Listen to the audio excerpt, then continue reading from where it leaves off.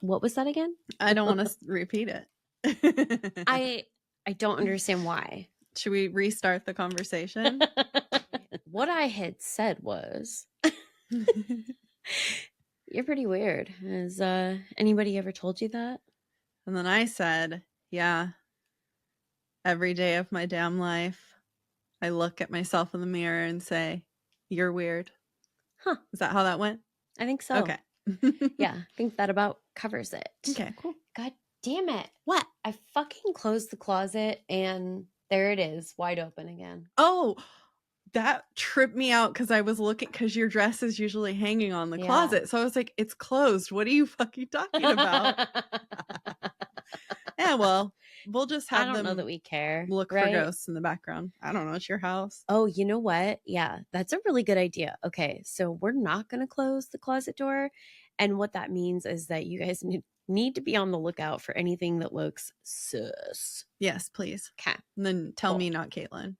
Yeah, probably just tell Cassie. Yeah.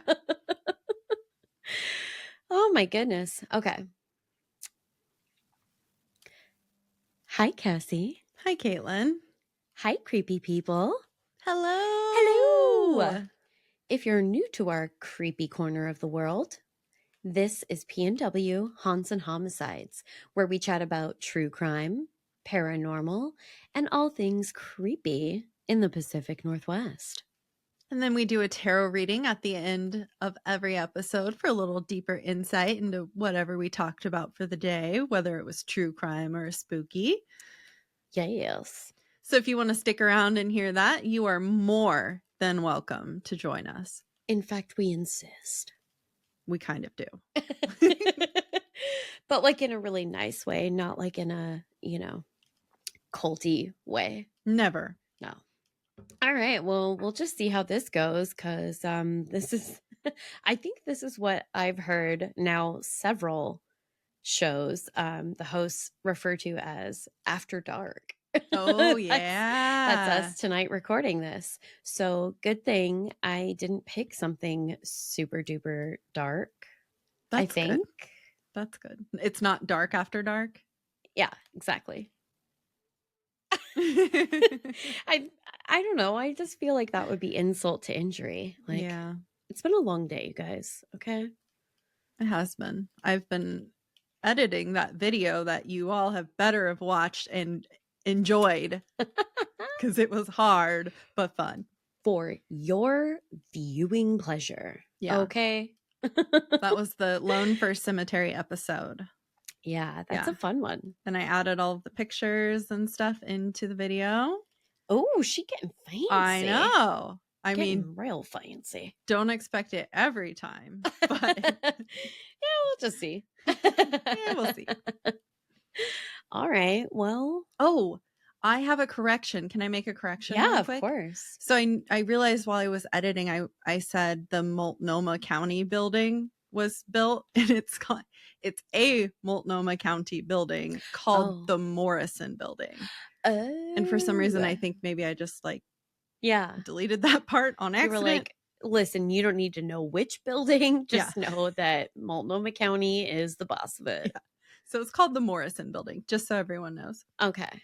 I feel a lot better now. Thank you. Yeah. I do, because it was like weighing heavy on me. I'm like, someone's going to tell me it's not called the Multnomah County building. Because that doesn't really make a whole lot of sense. Also, please don't do that. Yeah. I mean, if I make a mistake, you're more than welcome to tell me nicely. Yeah. But definitely don't correct Cassie in that tone of voice. Yeah. Because I will not stand for it. Thank you. Yeah. Anyway, that was it. So welcome. Sorry to take over your episode.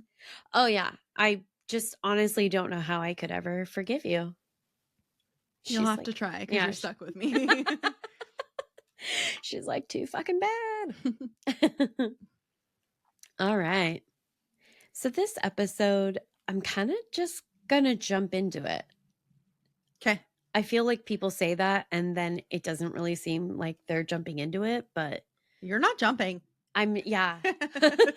Well, listen, that really wreaks havoc on the pop filter and the microphone. If, not, they are not compatible Yeah. with jumping jacks. And neither is usually our altar setup. Oh, yeah. And it turns out actually I'm not either. So, all right. Frederick Darren Muskopf had few friends as a kid growing up in Grants Pass, Oregon. He was born in Ashland, Oregon, and was the youngest in his family. Perhaps that's why, at just 8 years old, he created an alter ego. Ooh, I love me an alter ego. Oh, well, that's interesting. I do. Not for like criminal purposes, but I just really like being incognito. Incognito. Being incognito. Yeah. I do the same thing. I'm like, in. Anyways, enough of that. Do you want to know what it was? His alter ego? Literally, I'm dying to know what it is. Please tell me. Rod Taylor. Rod Taylor. Yeah. Yeah, man. Mm-hmm. Darren was an outgoing and obedient child, but he also aspired to greatness. He wanted to be more like his alter ego, Rod Taylor, at your service, which always reminds me of this scene in Scrubs where he says, Dr. Turk, at your cervix, because Carla's in labor. Oh, that's funny. Yeah. All right. Well, I've never seen it. All right. Podcast is over. This is not a Scrubs rewatch podcast. No, because the people that actually starred in the show are doing that. Don't you love that though? I fucking love those rewatch podcasts. Yeah. With the cast. The podcast cast, rewatch podcasts. Yeah.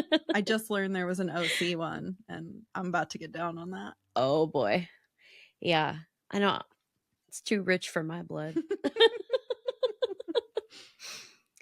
Rod was smart, but also invincible, unfailing in any pursuit, and was, of course, admired by all.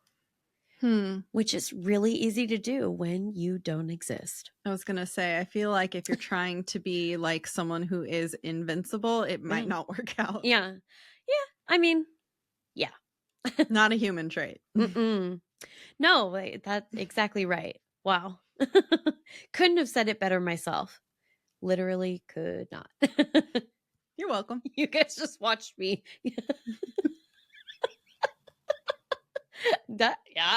I just. Oh boy. It's nart. It's nart. It is nart. It's dark outside, you guys. Oh, it's dark outside. Too cute. It's not hard to see the appeal for someone like Darren, who always fell short, at least in his father's eyes, who frankly sounds like a bully. Yeah. Aw. Pretty typical dynamic here, unfortunately. It's unclear whether he actually verbalized this thought or if Darren just sort of felt it, but he believed that his father considered him a sissy. Oh, that's so sad. Yeah, I don't love it. Yeah. And to be honest, I don't know if there were early signs of what would develop into, well, I shouldn't say develop into because it's not a progression per se, and it's not a choice. But I wonder if Darren's father could see early signs that he was gay. Oh, okay. I feel like that can make for some challenging relationship dynamics when you are an actual trash hamster. Mm-hmm. Yeah. So, aww. While we're on the topic of toxic masculinity and also Darren's dad, topics that may be somewhat intertwined in hindsight, let's talk about more. Oh, all right. Listen, I want you to listen to this expertly written sentence and you just tell me where I went wrong. while we're on the topic of toxic masculinity and also Darren's dad, topics, blah, blah, blah, blah, blah. Caitlin says a lot of words. Let's talk about more about the family patriarch. I love it. I just really wanted you to know it's about. That was like the last one when I said unfortunate events, unfortunately.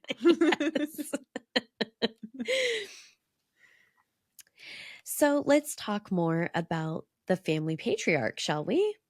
Okay. Yeah. Well, you don't really get a choice, so. Darren's father supported the family in a variety of roles. He worked as a butcher, a car salesman, and even a river guide. Oh. Which. Oh, what? A river guide. He was a car salesman, a butcher, and then a river guide? Yes. Okay. Okay, I thought I said river guide weird. No, I just, it didn't, in my brain, it didn't fit with the other things. I mean, they are some very disparate job types, I would say. Like, what's a river guide? Like a fish? Is it fishing? I don't know if there was fishing involved, but somebody who takes, tourists or people that want to go out into the great beyond, the wilderness. Yeah, interesting. And takes them out on tours and whatnot. Because I don't know. I don't know this person, but to me, so far, he doesn't seem like the type to be like, look at this tree. It's a blue, blue, blue, you know? No, but I mean, he does strike me as the kind of guy who would be taking people out, for like whitewater rafting or something. Okay. You know what I mean? Yeah. Yeah. All right. Because I'm a man. That's why I was like, maybe it's fishing. I don't know. That's like a manly thing to do. Kill little innocent fish with hooks. Oh, yeah. You like to fish? Do you? No. Oh. I've been fishing, but no, I can't say that I do. I like to eat fish. Yeah. But sometimes. Yeah. Okay. Oh, man. Anyway. It's very tense in here. Do you fish? The family was certainly living in the right area for the latter career path. So like Grants Pass, kind of Ashland, the Rogue River-ish area, I think. I semi know where Ashland is. Ashland is super cute. We just talked about it recently. Yeah, we did. But Darren's daddy was said to be a mean drunk. Though it seems that his older brothers took the brunt of their father's abuse, the pair were left with enough rage to enact similar abuse on their youngest brother on their father's behalf, or just on their own behalf because they were pissed that they were always getting beat up. No. So, super healthy. Yeah. Just a healthy circle of healthness. I thought I was going somewhere with that and it didn't go anywhere. Oh my God. It's okay. See, you know what? We can't nail them all, you guys. Clearly, if you don't know us by now. From an early age, it seems that Darren's emotional bonds were closest with his mother and sisters. Which, I mean, I think for maybe the youngest of three boys, that doesn't seem that surprising to me, at least. I don't know. I'm not a boy. I don't know things about boy stuff. By the time his parents split up in 1975, Darren was a teenager. Eventually, his mother remarried, which is actually where Darren takes on a different surname, Berg. Talk about daddy issues. Ooh.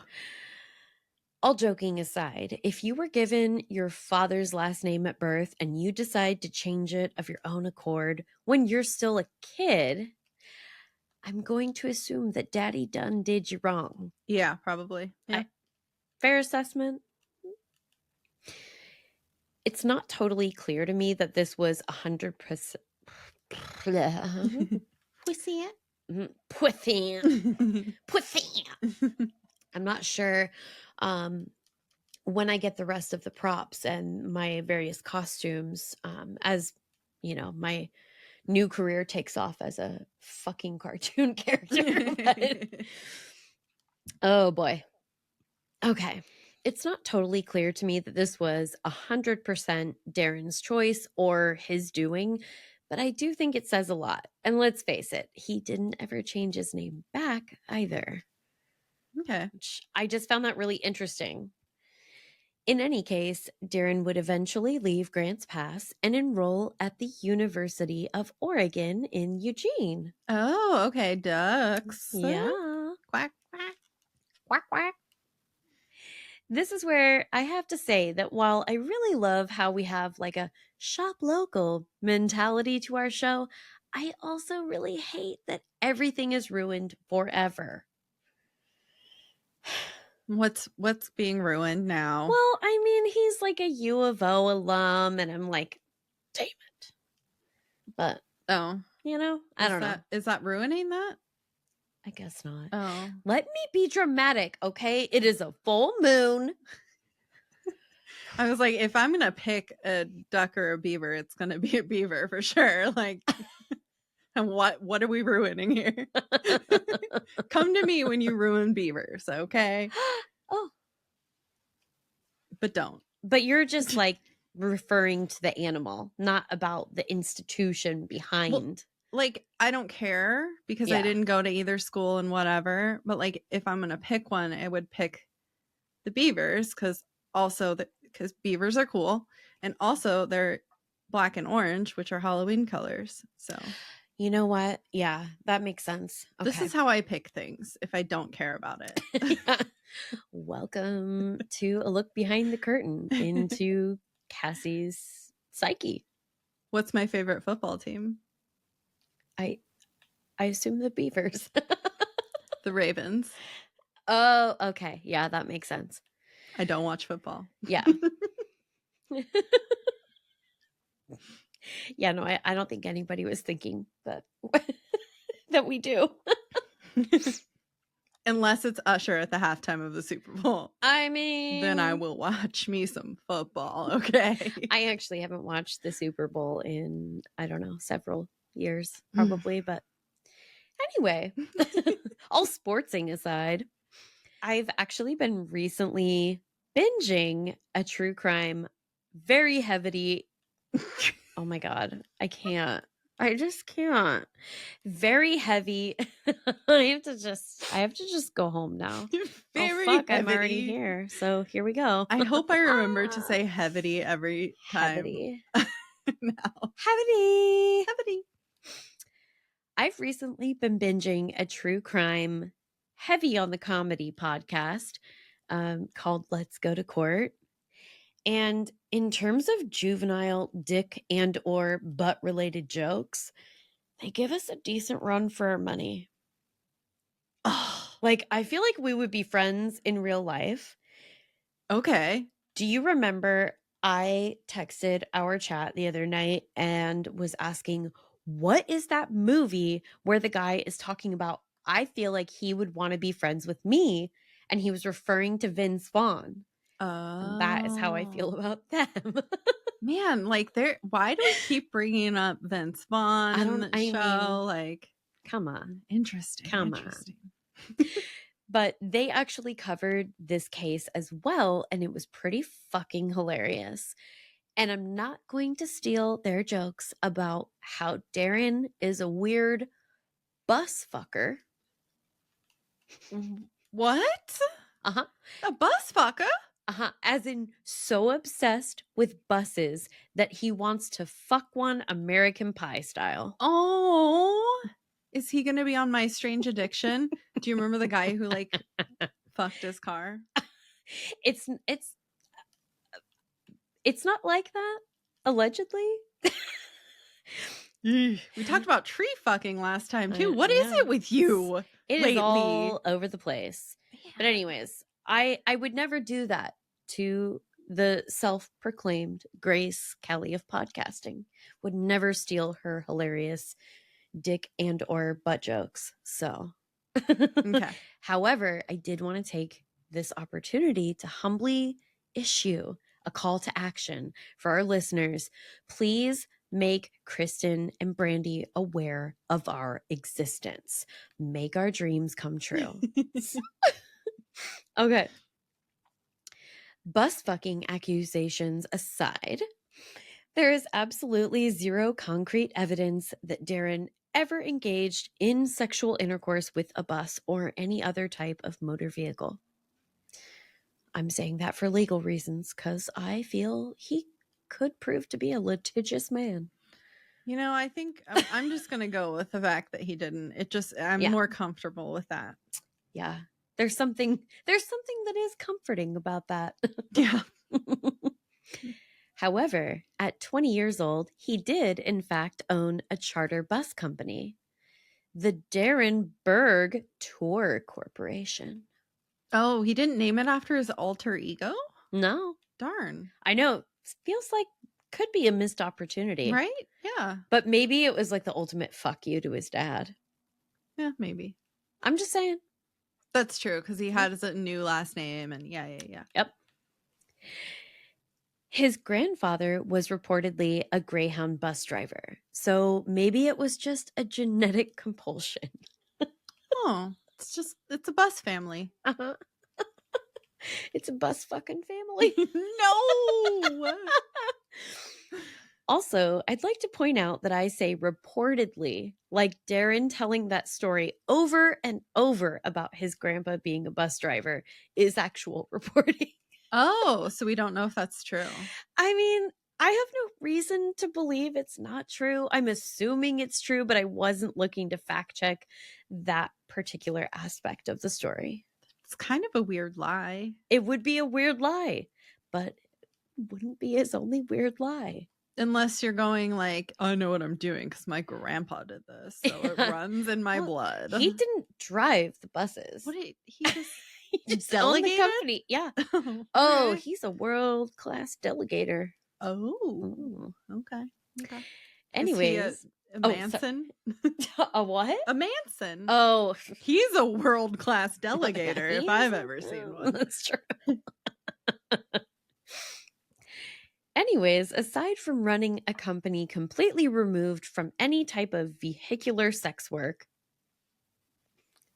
I don't know if motor vehicles can be involved in sex work. If you can't consent.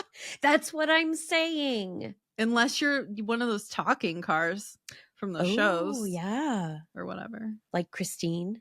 Yeah.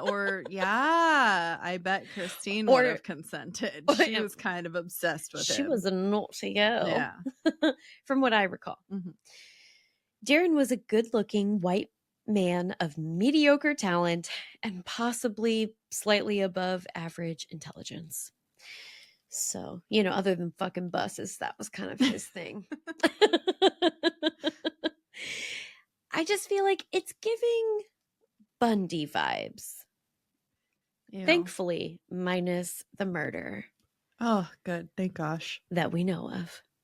I'm always leaving that door open. I don't want to leave murder doors open. I know. Well, we did. Literally left the murder door open. Maybe that's why you left it open, because it related to your story. No, I could not have operated with that level of forethought. That's ridiculous. Ma'am. You think I remember what I wrote? Yeah. You sound ridiculous. The person who sat down and said, all right, what are we talking about today?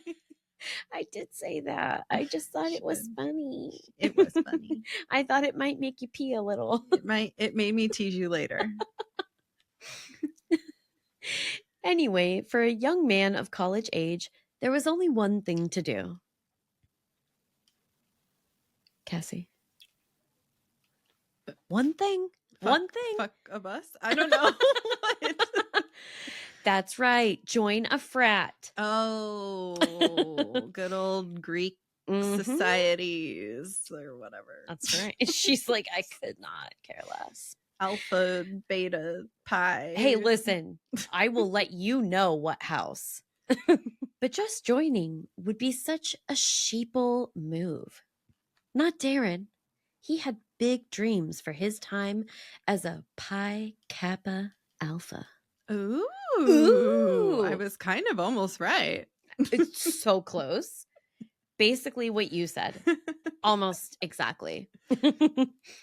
And because he was an attractive yet altogether mediocre white man at this stage of his life, he was handed an opportunity to really make an impression as a hashtag Greek life student when he was elected both president and treasurer for the fraternity. That seems like a conflict of interest. Well, it seems like probably kind of a time suck also. Yeah. Does he not take any classes? I don't know. Yeah. I'm just saying seems like poor planning. Interesting. Mm-hmm. Because I guess we just hand over that kind of responsibility to whoever has their hands free while everyone else is butt chugging or something. Good old butt chugging. Butt chugging. Hey, I said I wouldn't steal her jokes. I didn't say I wouldn't make my own about butts. Mike Stone was the frat's alumni advisor, and he would be the one to stumble upon the fraud initiated by Darren. You see, Darren was responsible for collecting the household rent from its members and making the payment to their landlord. Mm-hmm.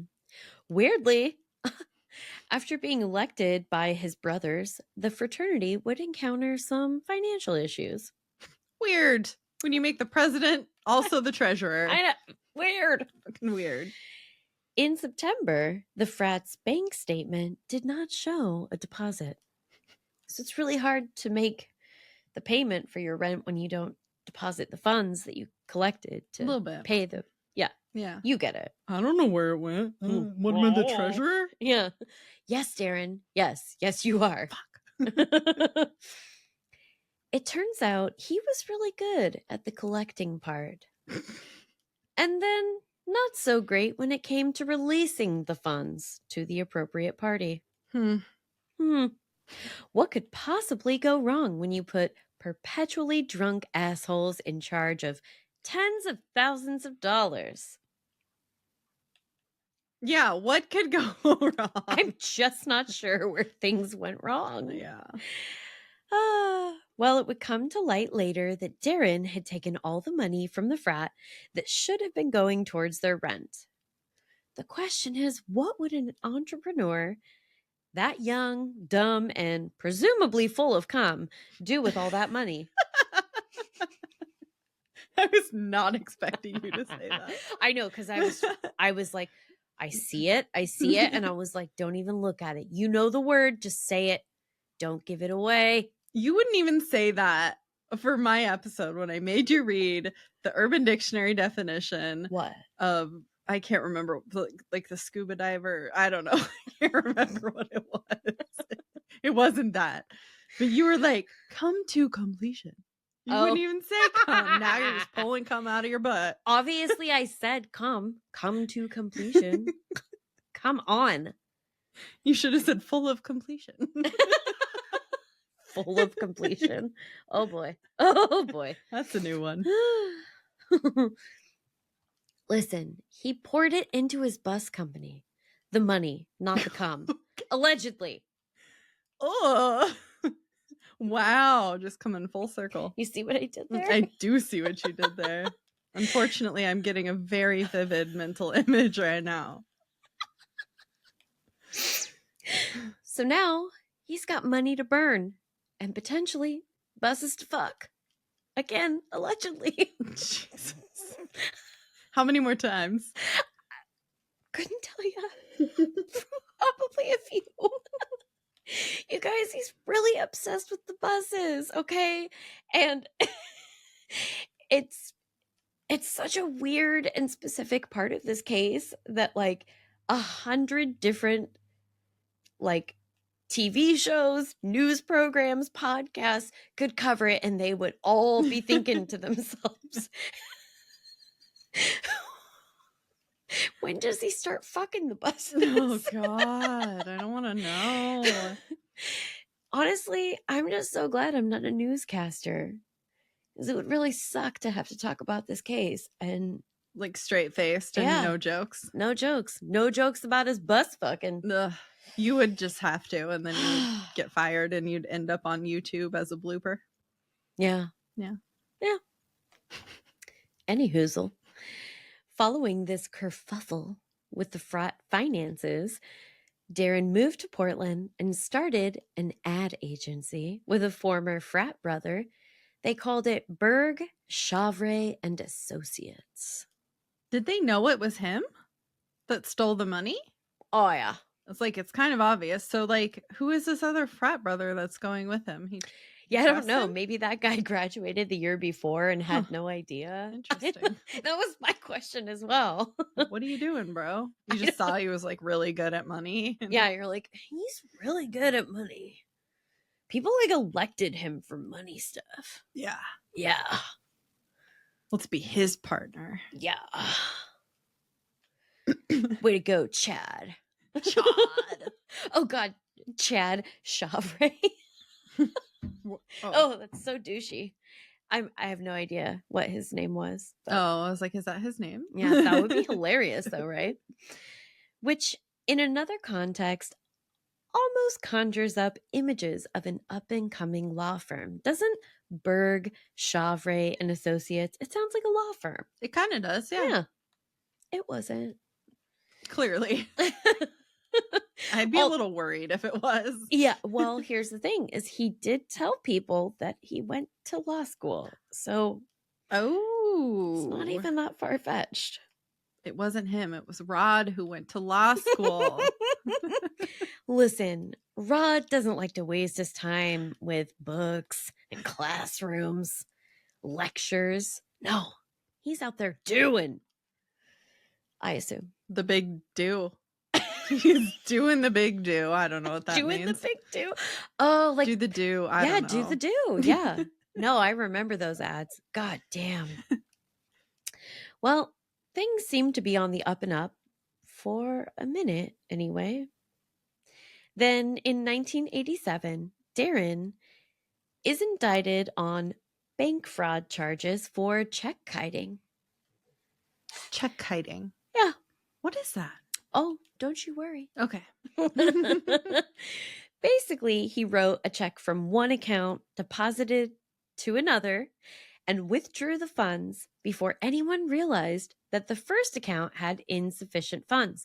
And just in case you were wondering, because you thought it sounded like such a good idea, this is illegal. This is why checks suck. Yeah, this is why nobody takes a goddamn check anymore. Yeah. Which is why I will never understand how they went and gave it such a fun, whimsical sounding name. Yeah, kiting. Check kiting. Yeah. I feel like I'm about to have a day at the beach. Just kiting your checks around. Yeah. Oh, look, my $10,000. You miming an interpretation of check kiting. Was it everything you ever wanted? It really was. You're welcome. I mean, except the $10,000, but I know. Oh boy. Okay. He did this in a series of transactions between the business ventures in which he had a stake to the tune of roughly $19,000. Ooh. In 1987. Kind of a lot. That's a lot of money now, but that was like decent amount. Chad had never seen that much money.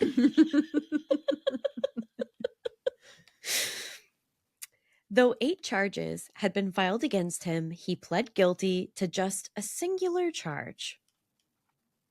The judge sentenced him to a suspended sentence, which is just the most dickish thing. As part of the agreement for his sentencing, he had to repay the money he'd kited and attend counseling. Oh, okay. So basically, like, hey, you stole that money, you have to give it back. And then we want to send you to this guy, and he's going to tell you about how you can be better at not doing that. I mean, I guess it's like, was the crime that? I mean, was it that bad? I mean, I don't know. You got an extra 19 grand later on.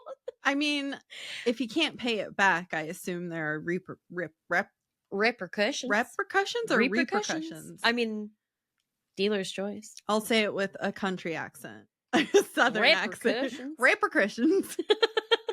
What in tarnation? Oh boy. All right. Anyways, Darren's doing stuff. He's continuing. Following this latest brush with the legal system, he moved to Seattle and he started a new company. I wonder if this one just did everything legally, nothing went wrong. Listen, Darren has proven himself to be nothing if not honest. New state, new Darren. You know? Yeah. That's right. That's right. You know, some people wait for a new year. He just waited for a new address. Waited till he got caught and then moved. Yeah. And then moved. Yeah. Meridian Mortgage Funds. This company honed in on the private mortgage market. Because remember, it's the 80s. Oh, the late 80s. Arguably the best part of the 80s. It was right about now. We could get away with crime. Well, not really. Also, when I was born. Oh, but, I see. Yeah. What I said didn't make any sense because he didn't even get away with it. So. No. Was this on American Greed? It was. Yeah. I may have watched the American Greed as well. I wonder if I've heard it before. I wouldn't know. Maybe. Yeah, well, because you're like sleep watching. Yeah. Yeah, you're like sleep listening. So many of them that. Yeah. What he started out doing was totally legal. Essentially selling real estate without the involvement of a bank, which sounds far less insidious on the surface than how, by the end of it, how all this shook out. Is that like those signs I see on the road that said "We buy houses cash"? I don't think this really exists anymore. Oh. Yeah. What are those signs about, though? Does anybody know? It's a scam. I can tell you that much. Like a handwritten sign on the side of the road in cardboard. You know what? Listen, that guy could afford both the Sharpie and the cardstock. Yeah. So, I mean, he probably knows what he's doing. Yeah. Well, I assume like if you're wanting to buy houses with cash, you might have the cash to purchase a nicer sign. Well, but you know what? They always say rich people don't waste their money. So on signage. That's a quote. Yeah. This obsession. That's a quote. Oh my goodness. Typically, this type of transaction would occur if the buyer didn't have the credit worthiness to qualify for a more traditional bank loan. So, nothing to see here. Just surface level. Everything's fine. Everything's fine. My next line, which seemed fine. Skirt protocol and safety nets, baby. This is all prior to the collapse of the housing and mortgage markets, still playing a prominent role in the collective trauma of I wrote nation, but I'm going to say generation when it comes to housing. So, yeah. Because let's face it, there's some people that are maybe slightly more significantly impacted. In 2003, Darren invested in his bus company to the tune of about $4 million of Meridian's roughly $13 million in capital. Damn. He's still the bus company? Yeah. Oh, okay. And I gotta say, I was like, I'm sorry, how many millions? What? A couple few. He's real good at collecting. Yeah. So while we're talking about money that Darren at one point or another outright stole from people or, just casually embezzled, those types of funds, that $4 million would eventually grow to 40, not $40, because that wouldn't be growth. I don't think you people understand growth. $40 million. Wow. And not because he invested it in something like real foolproof. He just kept stealing more. Oh, okay. So just to be clear, he's not like so good with the money that, he's just like making more of it. He's just stealing more of it. So it's not return on investment. No, it's not. Just See, I knew I would find a way to work it in. God damn. Oh. This is where I go hard on trying to convince you that he has a very unhealthy attachment or parasocial relationship with the buses. Back to the buses. Back to the buses. You know what I'm saying? I'm like backing it up against that bus. Back it up. He interviewed each bus driver that his company hired. And of course, he purchased their uniforms from Nordstrom. Okay. Pretty schwanky. Fancy for a bus driver. I think so. A little bit. Because obviously, I can't think of anything more necessary. I mean, you're going to get all those Nordies points. You know? Do they have points? Oh, well, they call them notes. You want to get those Nordies notes? Oh, okay. Oh. I mean, I bought my wedding dress secondhand, but the thing is, I don't even plan to drive a bus a single time while I'm wearing it. So who even cares? You know? Like, I'm not going to be operating any sort of heavy equipment. So what does it matter? I sure as fuck hope not. She's like, I actually have follow-up questions now. Especially on your wedding, because you're not going to be sober. No, not for a single minute of it. Are you going to talk about what he interviewed the bus drivers about? Oh, he just interviewed everyone that they hired. Like okay. Yeah. Just to like hire them. Yeah.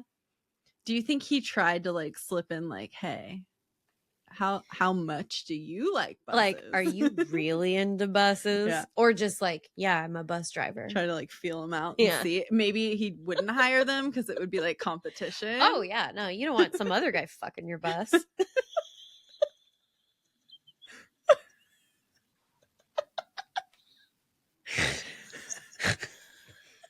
The Seahawks, back to sportsing. Football. Were among his elite client list. Oh. That's right. But it wasn't all about whining and dining the buses that Darren undoubtedly wanted to fuck. He also bought himself 2 private jets and 2 yachts. Because who wants to be one of those poors that doesn't have a jet or a yacht to lend to a friend, you know? 2? Uh-huh. Jeez. I mean, really, if you think about it, it's the only way to do it. I mean, I wouldn't be mad about it if I were his friend. Exactly. He also paid John Mayer and Ben Folds to perform at a company party. John Mayer? Yeah. Ugh. Like, why? I mean, he was arguably he's still, listen, people like him. I know. You know? I don't get it. I mean, I get it to a point, but I don't know. Yeah. Whatever. Don't fuck over Taylor. You know what I mean? Mm-mm. Yeah, just fuck a bus. Allegedly for all of the other things she said before, because you forgot to say it a couple of times. Yeah. Listen, Darren, come out of your hidey hole. File that lawsuit. Bye-bye. He paid John Mayer $465,000 for that show. That's all it takes to buy John Mayer? I mean, this was a while ago, but yeah, pretty much. It's unclear how much Ben Folds was compensated, but hopefully it was enough to cover his, I assume, massive alimony payments, because that dude's been married quite a few times. I don't know who that is. That's why I didn't really acknowledge that one. I feel like that's about right. Okay. My next line, though, it probably won't explain it for you, but it might for some people. I don't know. He's the guy who penned the massively popular song about how the bitch went nuts. The bitch went nuts. Yeah. Why? She stabbed my basketball. Good. I don't. You I know, probably right? deserved Like, it. what is it with all of the fucking sports? Do you want me to play? I'm just hearing Carrie Underwood right now slashing tires. Oh, yeah. Hey, Keying listen. cars. That works for me. Okay. I'm going to open it up because I haven't heard it in a long time. I'm pretty sure I've heard it, but you're welcome, Patreon. The bitch went nuts. She stabbed my basketball. And the speakers to my stereo. She called me cunt. But nothing prepared me for what I found when I came home. Oh, do you think it was like an Amber Heard thing? Like she shit in the bed? Did she? I don't know. He Keep doesn't playing say. it. Oh, He he doesn't doesn't say. say? Doesn't say. Damn it. Doesn't say. No, never addresses it. I'm going to assume she shit his bed. It's called a herd. She herded his bed. They both suck. Don't at me. Yeah, they're both terrible. Let's be honest. Okay. Did you watch the documentary yet? No, I You haven't. have to. I know. We need to talk about it. I know. Well, maybe we should do a viewing party. People are like, we watched it 6 months ago. Yeah, Dum it's dum. kind of old. Yeah, whatever. It's irrelevant now. Anyways. Actually, that was my next sentence. It started with anyway. Oh. Anyway, unlike the nearly innumerable ex-wives of Ben Folds, lovely gentleman that he is, Darren's employees loved him. Particularly, did I say that? Particular. I was like, I feel like I was like, okay, you guys, this is my first glass of wine, and that really sounded like a third glass kind of a situation. That's what she wants us to think. Yeah. Particularly once they learned about how his grandpa had worked for Greyhound, inspiring Darren to do the same while he put himself through imaginary law school. Aw, it's so sweet. So Yeah. wholesome.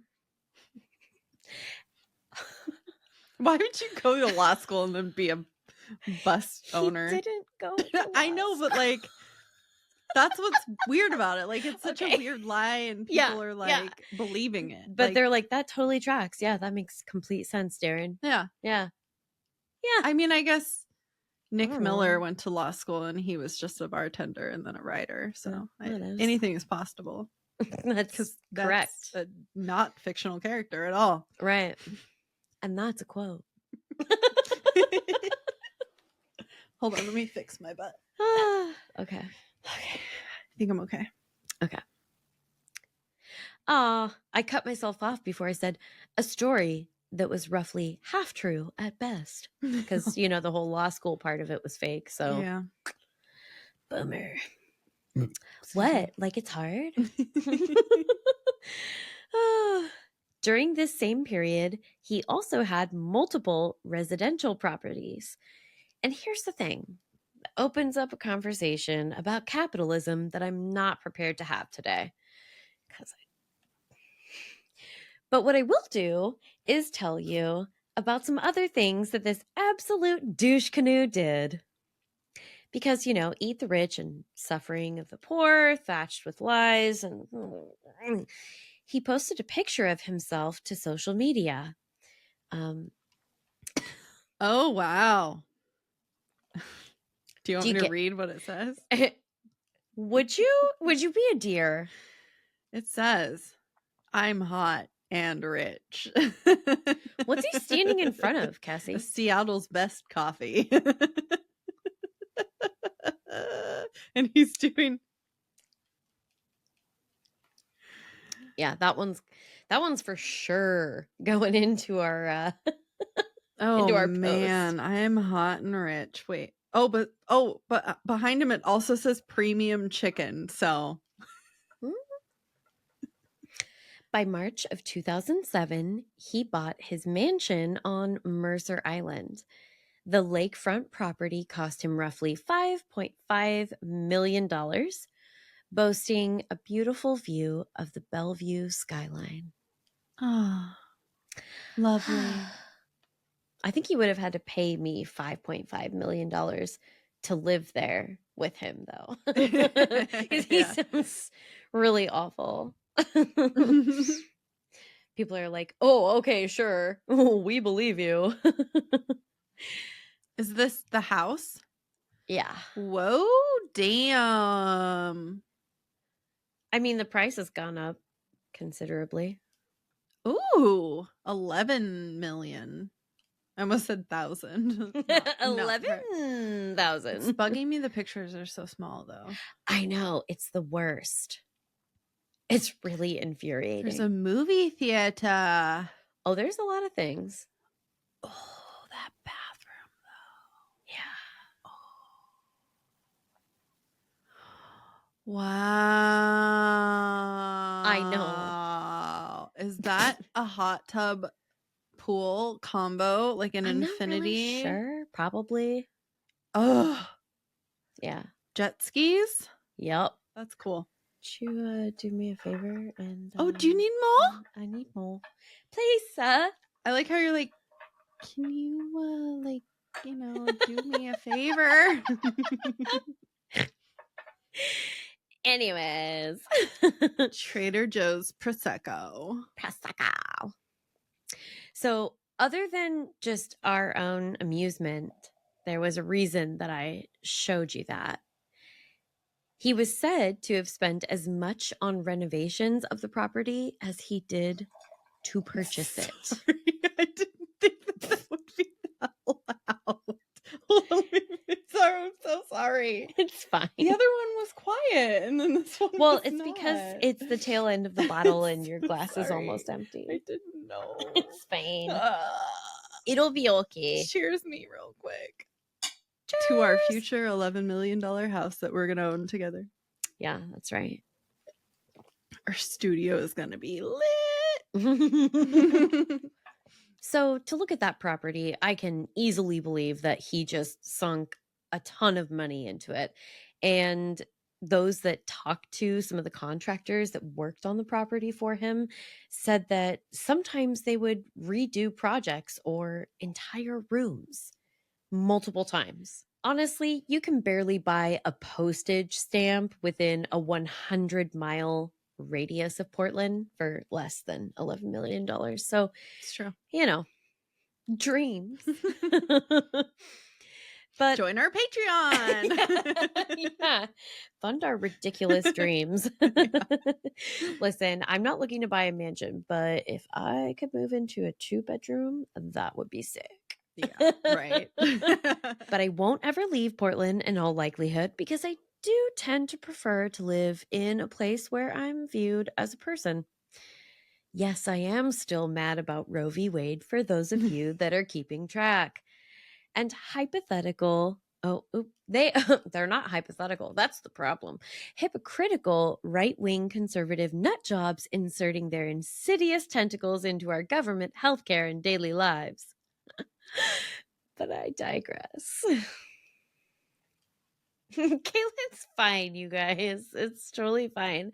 Everything that's happening in Alabama is happening there, so.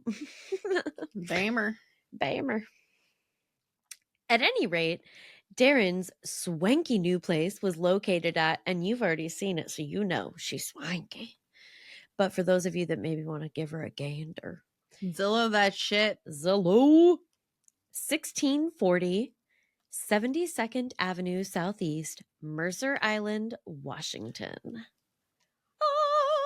Hallelujah. I mean, it's not an actual island because that would have been like. Oh, that's annoying. Yeah. But it did have water source. I know, but I feel like you have to have like probably hundreds of millions to be able to have your own island. Yeah. In all likelihood. Berg's Ponzi schemes involved misrepresenting investments in real estate and related contracts, totaling $245 million. Damn. That escalated really quickly.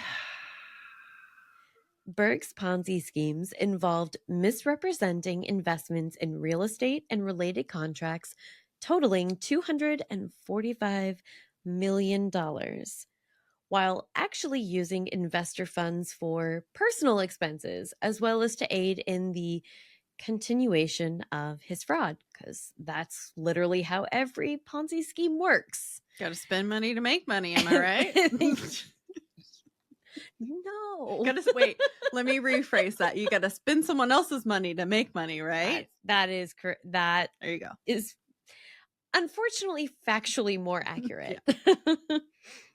One of his largest investors happens to also have been an investor with Bernie Madoff. Ever heard of him?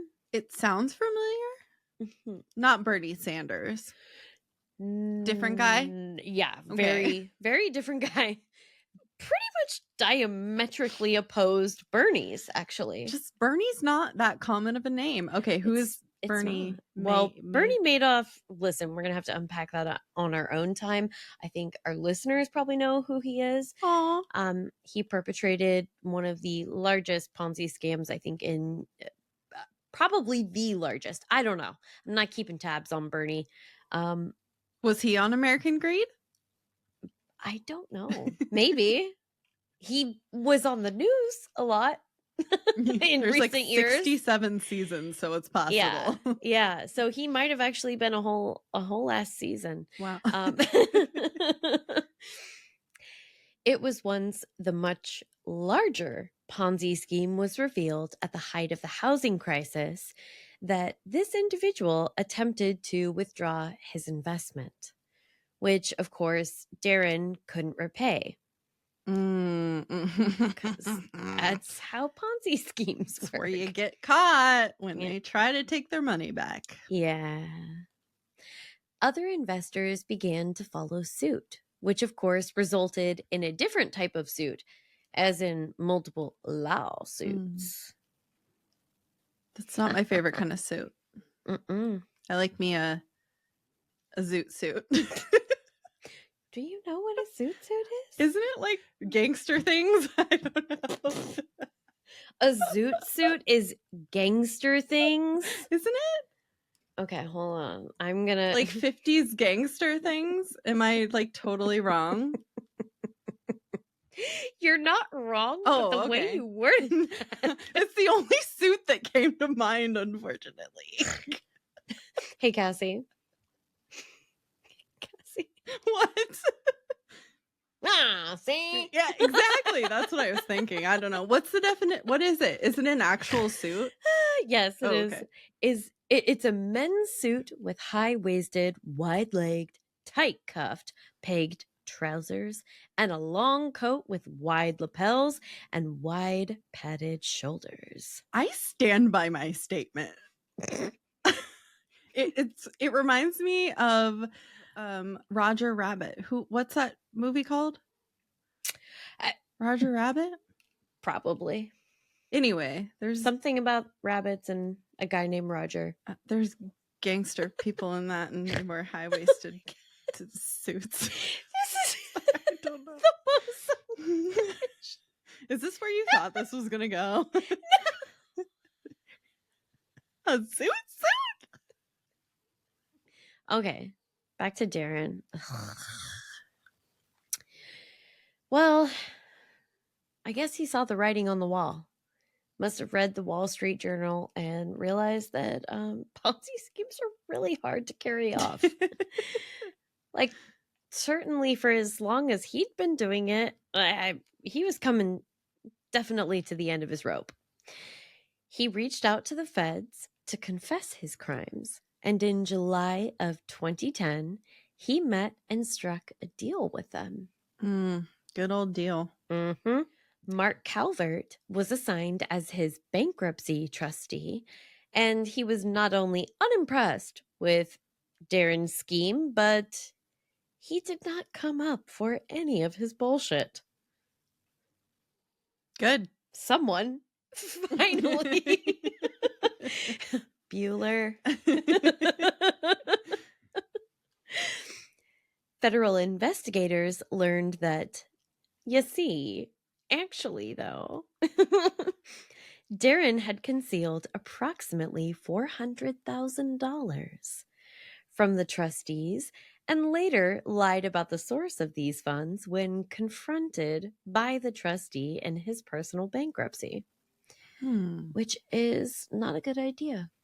Despite claiming cooperation with bankruptcy trustees in his personal and corporate bankruptcies, Berg was shown to be concealing the source of the funds and using the money for personal expenses, including luxury vehicles, apartment rent, and legal fees. And they were like, that is not cool, dude. I want to like be in bankruptcy. It sounds great. I know, doesn't it sound awesome? Like, I mean, the dude's got 2 jets, 2 yachts. Like, he makes bankruptcy look pretty good. A row of jet skis. Yeah. I don't know if those are Yeah, no, I rented for the photo. Ew, rentals. Gross. When the feds discovered that Darren was concealing said assets and an offshore account in Belize. Oh. Yeah. Damn. Yeah. Got to get you one of those offshore accounts. It's my fucking dream to have one. For nothing but legal reasons. Yeah, you're like, I just want one. It sounds cool to say, like, I have an offshore account. Yeah. What am I up to? Nobody knows. Do you think, okay, hear me out. What if we went to the bank and we had them give us like several rolls of quarters and we went to the beach and we threw them offshore? But where's the account? Our account of what happened. Exactly. When the feds discovered that Darren was concealing assets and an offshore account in Belize, despite his purported cooperation, authorities, they were like, we're not mad, just disappointed. But I think this next part may have pushed them over the edge. The funds that were continuing to come in were allegedly for consulting work. Oh. Not exactly clear on what kind of consulting work Darren would have been doing at this point, but when the authorities investigated Darren's new client, he not only contradicted Darren's claims, but pointed to inconsistencies within the supposed contract. Like, Darren may have spelled the name of his client incorrectly. Oh, boy. That's what I heard. Anywho, Darren was arrested in Los Angeles in October 2010, indicted in November 2010, and then he pled guilty in August of 2011. Dang, when did he go to LA? Really good question. Yeah, it seems like they weren't super concerned about like really ironing out all the details with Darren. Prosecutors lobbied for Darren to be remanded into custody, and the judge agreed to the request. And on October 21st, 2010, that's when he was charged with concealing funds. This is concealing funds from a bankruptcy trustee, which simultaneously the lamest sounding charge, but also kind of the wildest at the same time, you know? Yeah. Like, you're just like a wild, silly little nerd, aren't you? You know?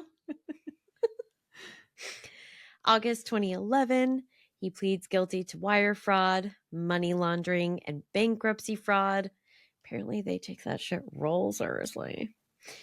His sentencing hearing was held in February 2012.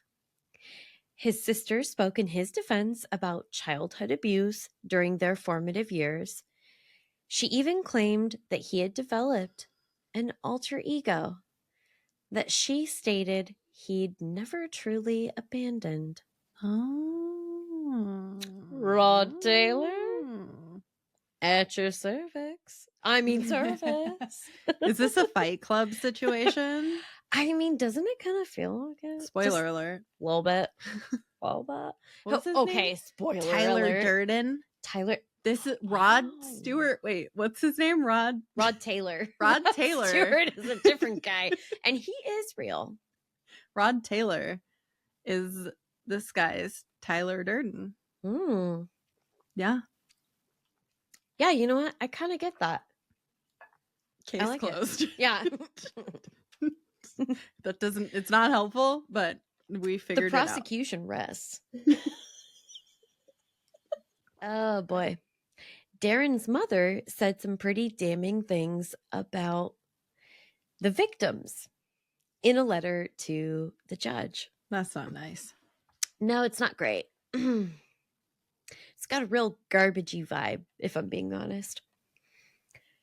They, too, must be culpable for a small percentage of the guilt, as savvy investors for letting their greed overtake their reason. Investing is greedy now? Well, so here's the thing. At the back half here, he was specifically targeting investors that have to be like accredited, and they have to have a certain amount of holdings to be able to qualify. Jeez. Yeah, so you have to have like over $1 million in specifically like these types of investment instruments or vehicles to be able to do what they were doing. So, I mean, most of these people probably weren't about to end up homeless, although was at the height of the housing crisis. So pretty much everybody was seconds away from being homeless, not unlike right now. Yeah. Arguably for so many people. I just think probably don't victim blame, because I think that's pretty obvious that that's what she's doing. Yeah. I guess I It's could not see great. how if they're already like super rich people, maybe we don't Yeah. feel that bad for them, but Yeah, but we're not talking about mega rich people. We're not talking about billionaires. You know, we're talking about people that, yeah, I mean, but if they have over $1 million in investments, that might be literally everything that they've worked for in their Yeah. entire lives. like their retirement plans. Yes. Yeah. Yeah. Wow. Okay.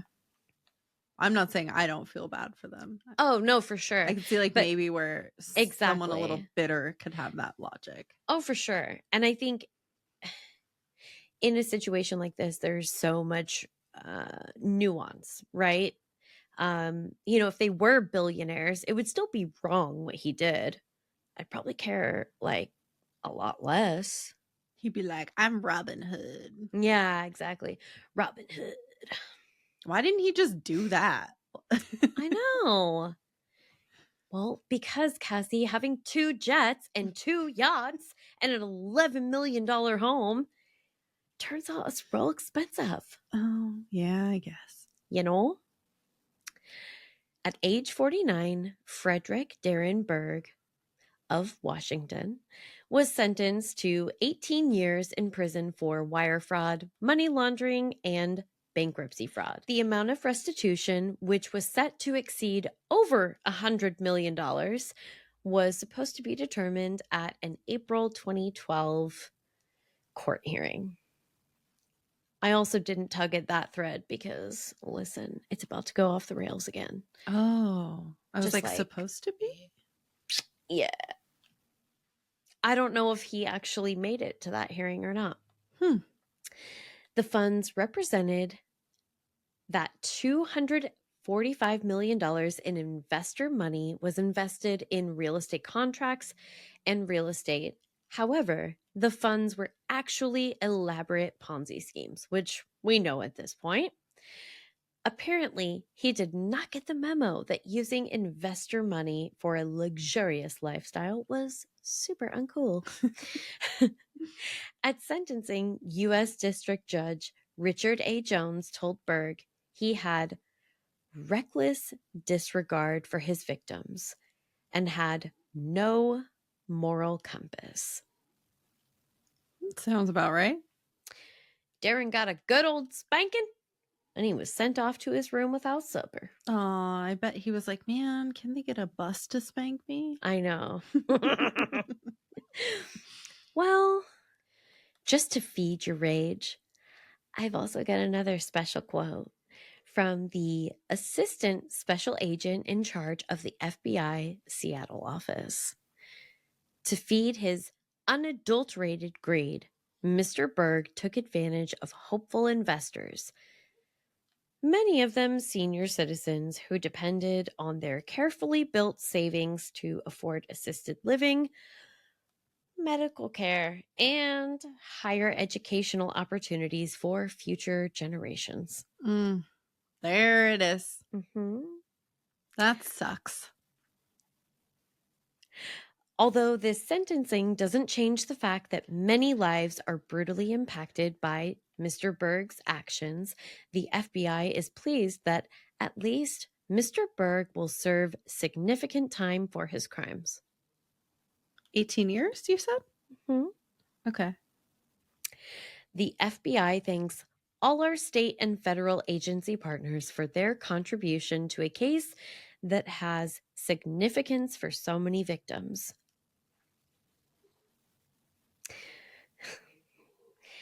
Berg's actions impacted literally an unthinkably large victim pool. I mean, we're talking about hundreds of people. Damn. Many of whom were senior citizens, as the FBI guy said. I hate that. Oh, it reminds me of what's his name? Oh. Ralph? Yeah, it reminds me of Ralph. Targeting his victims from this vulnerable segment of society seems particularly cruel, knowing that many would be dependent on the savings that he had essentially squandered for assisted living as they continue to age, as well as other medical expenses. The case was investigated through combined efforts of the FBI, the Washington State Department of Financial Institutions, and the IRS. Criminal investigation then in turn was prosecuted by Assistant United States Attorney Norman Barbosa. Barbosa. He done pissed off everybody. All of the alphabet within our government. Better watch out. In light of all this, you'd think that once Darren was convicted, sentenced, and behind bars, that would be the end of the story. But it's not. But why? But why? Because the 55-year-old inmate who was responsible for one of the largest Ponzi schemes in Washington state history and arguably the nation escaped from the U.S. penitentiary Atwater Satellite Prison Camp. What? He escaped? He escaped. He escaped big time. So you weren't lying about the Bundy vibes earlier. Mm-mm. For context, the workday for a typical prisoner at the satellite camp begins bright and early at 7:30 a.m. with a 30-minute break for lunch, offering more respite than many unincarcerated Americans receive on the regs. Ain't that the truth? It really is. I'm one of them today. What's a 30-minute lunch like? Yeah, I don't know. Literally never had one. And then their workday, as it were, ends at roughly 3 p.m. A half hour later, corrections officers conduct what's called a stand-up count, and the men must wait in their cubicles as guards stride by and add them to their tally.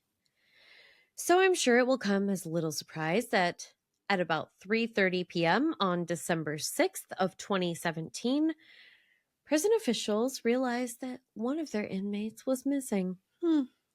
None other than Darren Berg. Though he wasn't considered a particularly dangerous prisoner, it's pretty infuriating. Yeah. Especially considering the fact that Darren was the third inmate to escape in 2017. Dang, you got some holes in the perimeter here. I mean, there really is no perimeter. It's a satellite camp. What's that? I mean, it's So it's not like a real jail where they're enclosed? it's near a real jail. It's just so loose. Everything is just very loosey-goosey compared to, like, I don't know. The guy owns 2 fucking jets and 2 yachts. And you don't think he's a flight risk? That's interesting. I know, isn't it? Did they not confiscate his jets? I believe that by the time he was carted off to prison, they were probably already in the process of being sold to compensate his victims. And Okay. yeah. But I don't know that for a fact. And you know what? It doesn't matter because but I do have some information about the other prisoners who escaped. Eric Pree, who was sentenced to 8 years and 5 months for conspiracy to commit mail fraud, walked away from a minimum security camp at the prison on January 29th. He has never been found that I could find. I also wasn't really looking for him. I wanted to know about the other guy and his alias. That other guy? Other guy. Another inmate, 26-year-old, I'm thinking Guymar Cabrera Hernandez. I'm going to go with that. Okay. Escaped on May 12th, but was apprehended the next day. So he was caught. Okay. Yeah. Berg was described by prison officials as a 6-foot-tall white male with brown hair and green eyes, weighing about 170 pounds. Based on my research, all 72 inches of him remains at large to this day. Where did he go? It's funny you say that. There's been a lot of speculation. There have been some social media posts that his boyfriend has been questioned about. Emails, little sus. Interesting. I won't be surprised in the slightest if he pops back up on our radar one of these days after years of successfully evading authorities by living a quiet life as an expat of sorts in South America. Oh. I hear Belize is lovely. So they do semi-know where he's at. They don't know, but they have suspicions. Suspicions. Or maybe he'll never be caught and found until after he's dead, like some other popular money robbers that we know about. Which other money? D.B. Cooper. Oh, well, I mean, he's never been caught, so I mean, arguably, we also don't know if he's dead. Who? This guy? DB. Oh, well, I mean... Oh! What? Darren Berg. Oh my God. Is he D.B. Cooper? I mean, no, but... Stop it. That's weird. Freaked me the fuck out. That is so funny.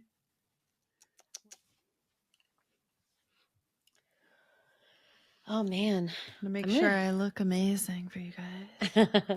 I'm going to turn up the light so they can see that there's There's actual money on the table.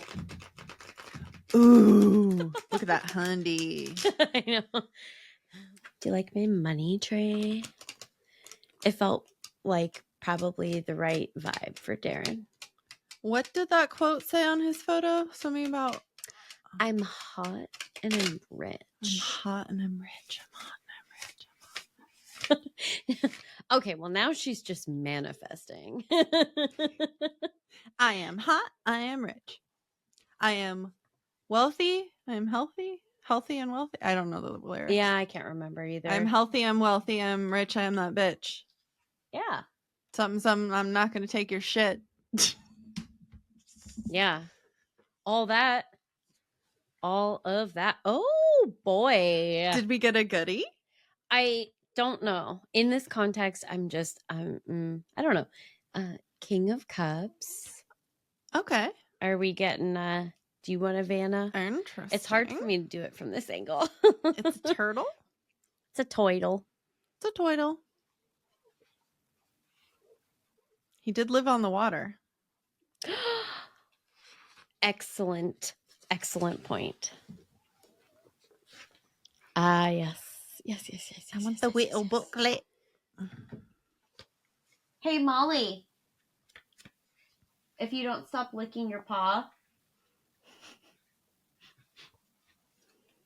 She stopped, so I didn't even have to finish the threat. All right. She's like, oh man, I know what's coming. Yeah, she does. Okay. Keywords are benevolence, culture, creativity, emotional warmth, and protection. In many decks, this king sits on a throne of lies and wears rich garments and a crown. He usually appears as a benevolent authority, a father figure who rules kindly and fairly.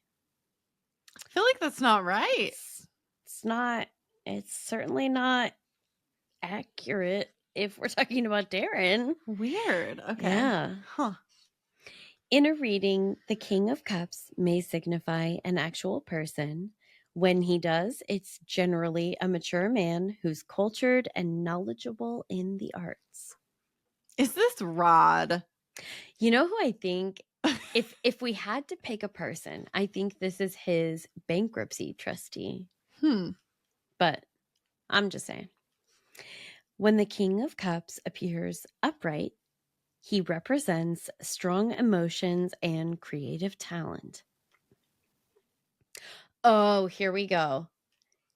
If he represents a real person, it's someone who wants to be loved and admired. Okay. Yeah. Holy shit. He may go to great lengths to gain your attention and affection. Ding, ding, ding. We ding. still got it. Although he's easily hurt, he may not show it and can hold a grudge. Okay. Yeah, I could see that.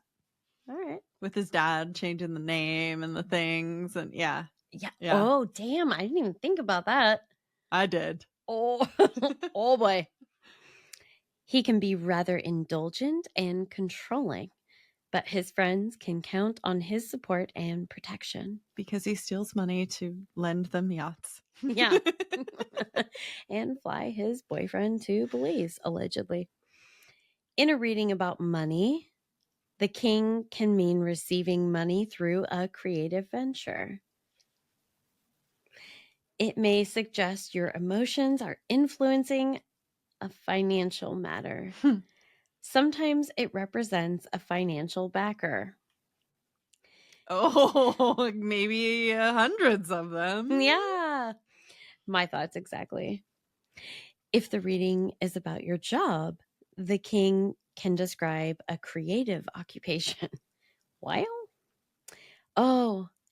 however, he may indicate you're longing for something better. Oh. Yeah. Perhaps you've grown complacent. Well, I wouldn't say that last bit. In a question about love, This card represents a deeply emotional, committed, and romantic relationship. It can suggest jealousy and possessiveness. However, or a need for more trust and openness. Oh boy. Okay, so in the reverse, I'm just going to read this first part because yikes. The reversed king shows emotional turmoil, insecurity, and defensiveness. If he represents a real person, he can be manipulative, emotionally controlling, and vindictive. This card suggests dissatisfaction and frustration. Yeah. I could see all of Yikes. that. Did you spot anything good in our... Oh, no. Oh my gosh. Oh, Lord. I can read this thing just for shits and giggles. Just for shits and gigs. He swam steadily, progressing through the water at a pace that felt both painstaking and inevitable. He found that if he dove deep enough and stayed down long enough, that he could forget the lapping waves and glaring sunlight on the surface. Oh, boy. Interesting. He was centered and his perspective shifted. He did not move through the water passed around him. He was not diving deeper, the surface was simply receding above him. He was not moving down into a level of higher pressure. The water was collecting above him with its reassuring weight. With his metabolism slowed, he spent what felt like a lifetime down there. It kind of seems like someone like hiding out. Yeah. And just like getting buried under time. Yikes. And yeah. Interesting. Yeah.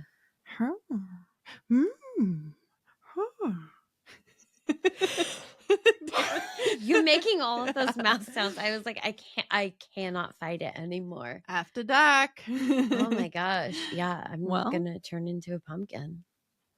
Wow. I love pumpkins. I know. I know. Well, should we go ahead and light this honey on fire like we planned? Bitch, get out my house. Pour one out for the homies, am I right? Listen, that ain't my homie. Well, somebody's got to pay for my registration. Darren, you got a few bucks? Darren? Maybe you can lend me? With those offshore accounts? I feel like someday that's going to be really fun for us. Rolls and rolls of quarters. Does Belize have sea turtles? Okay. You know they've got to, right? It just seems like tropical turtles. Yeah. I'm like, is that even on the water, Belize? I don't know. What? Is it crazy? Mm-hmm. I love when we look stuff up because sometimes we don't, and then after I'm like, ah. Okay, I'm going to look deeper into this just for my own amusement, but this website, the headline is Swimming with Wonder, the Enchanting Sea Turtles of Belize. Oh, wow. Yeah, that's totally fitting. Listen, the Fantastic Four. Belize is a paradise for not one, not two, but 4 species of sea turtles. From the majestic loggerhead to the elegant green sea turtle, the charming hawksbill, and the charismatic leatherback. That's what this is. What? A leatherback sea turtle. Stop it. It's PNW? Well, I mean, I think there are like a lot of other marine animals that like they probably migrate. Yeah. Or, are native to multiple different areas. Interesting. Yep, that's what that is. Belize's warm waters offer a haven for these incredible beings.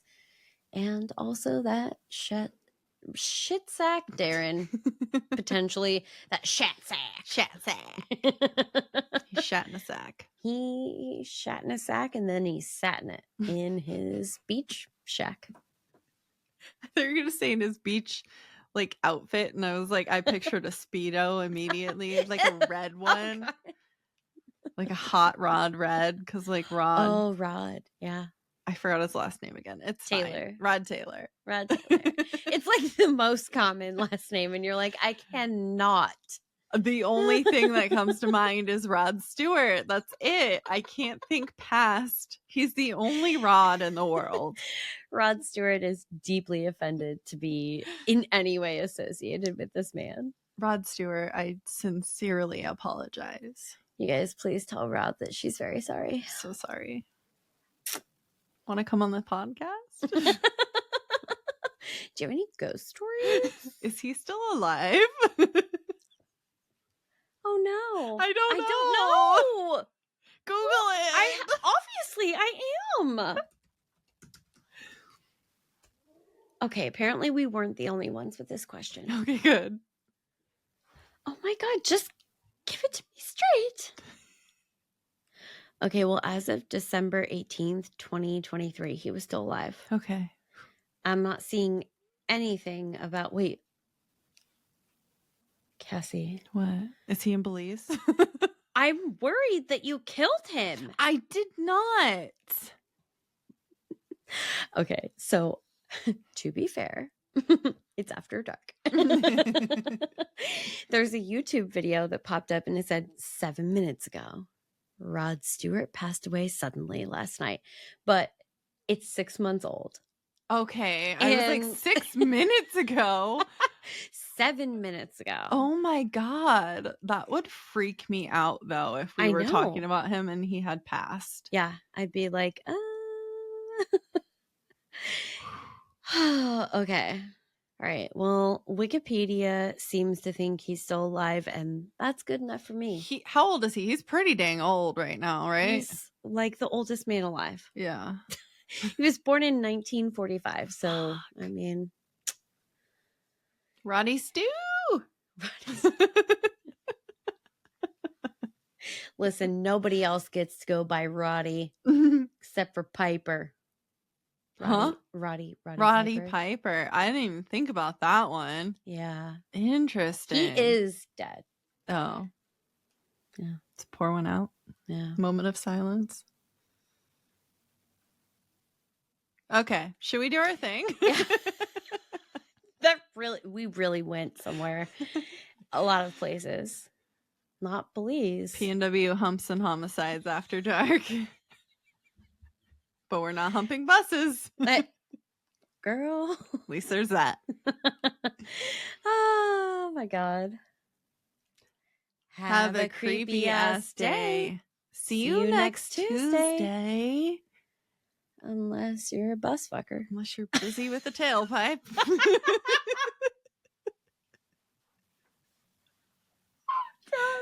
We don't want to see any of you creepy people on My Strange Addiction. Please. Unless it's because you're obsessed with our show. Maybe Wait, don't no, put that actually, on us. I don't know that Don't do that either. No, never mind. JK. Stop that.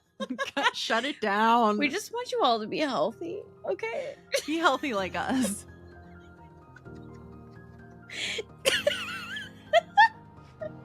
We have to go now. Yeah.